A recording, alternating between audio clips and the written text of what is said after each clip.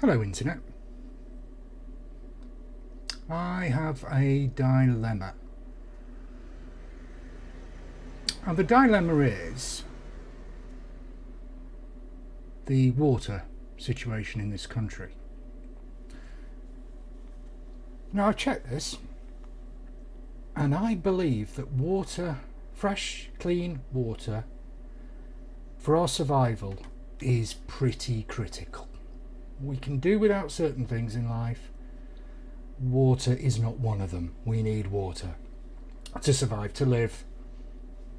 And the planet itself actually needs water to be able to function as a planet. Without water, everything dies. Everything dies. It's such a precious commodity. And yet, in this country, we are flushing our shit into the rivers. Morning, it's going to end up in the sea, isn't it? Well, it's still the sea. I mean, at what point is saturation point in the sea when all the rivers that are full of shit are flowing into it and the sea's just become a sea of shit? I mean, which thunderous carnival penis signed off on that? It's fundamental that we all have access to clean water. For fuck's sake, it drops from the sky. It's free.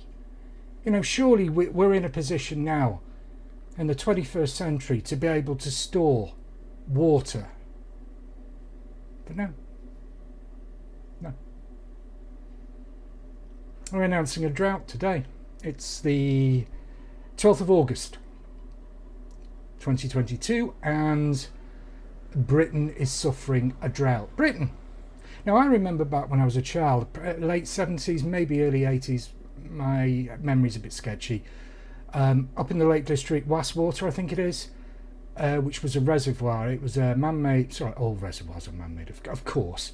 It was a reservoir that was made by flooding a valley, and there was a village originally in the valley. So when the reservoir dried out, you could see the remains of all the buildings, and there was a bridge and all manner of things. Sorry about that. And at the time, it was, woo, history. So, droughts happen. And you would have thought back then, we would have learned our lesson.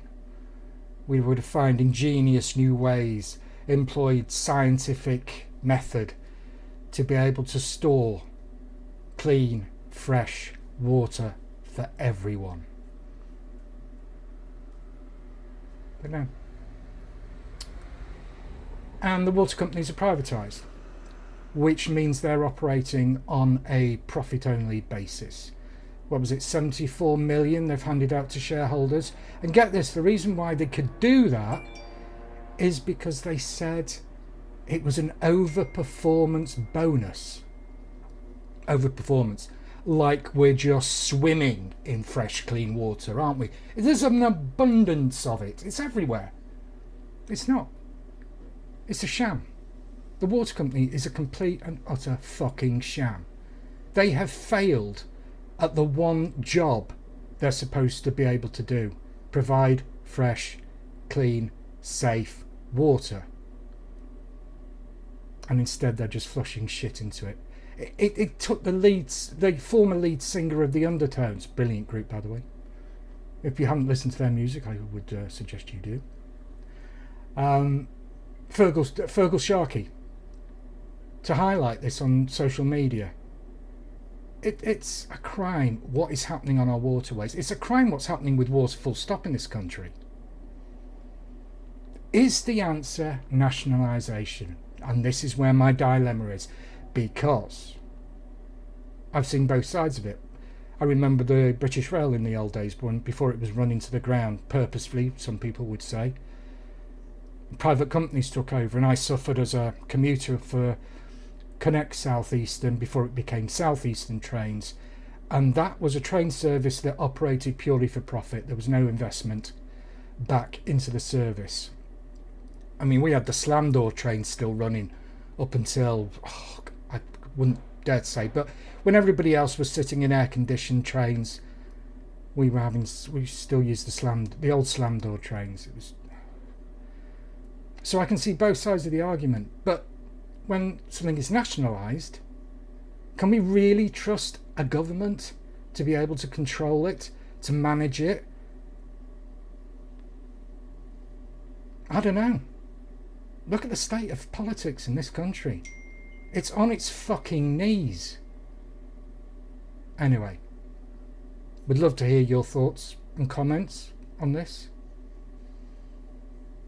On Twitter, I'll post to Twitter, or please leave comments on the Substack. Let me know. Have a good weekend, by the way. Happy Friday. Have a good weekend. Bye-bye.